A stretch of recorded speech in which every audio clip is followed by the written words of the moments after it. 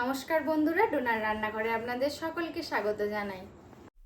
খুব সহজ পদ্ধতিতে দুর্দান্ত স্বাদের চিংড়ি পোলাও যদি বানাতে চান তাহলে আমার আজকের রেসিপিটা ফলো করুন। জামাই ষষ্ঠী সিরিজে এটি আমার তৃতীয় রেসিপি। প্রথমে একটা বোলের মধ্যে 2 কাপ বাসমতি চাল নিয়ে চালটাকে ভালো করে ধুয়ে আধ ঘন্টা ভিজিয়ে রাখলাম। 200 গ্রাম চিংড়ি মাছকে আগে থেকেই আমি লবণ হলুদ মাখিয়ে রেখেছি।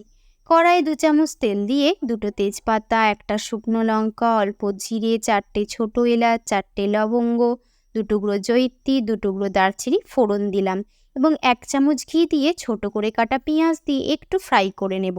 তার মধ্যে দিয়ে দেব 1 চামচ আদা রসুন বাটা, 1 চামচ হলুদ গুঁড়ো, 1 চামচ লঙ্কা গুঁড়ো, হাফ কাপ টমেটো কুচি দিয়ে স্বাদ মতো লবণ দিয়ে ভালো করে কষাতে লাগলাম।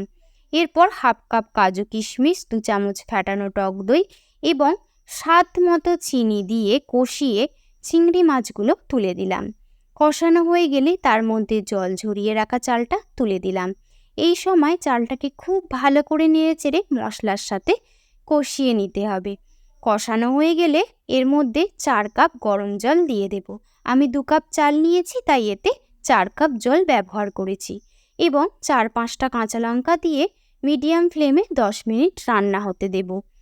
একদম লো ফ্লেমে কমিয়ে তাতে 1 চামচ গরম মশলা দিয়ে আবার 10 মিনিট বসিয়ে রাখলাম।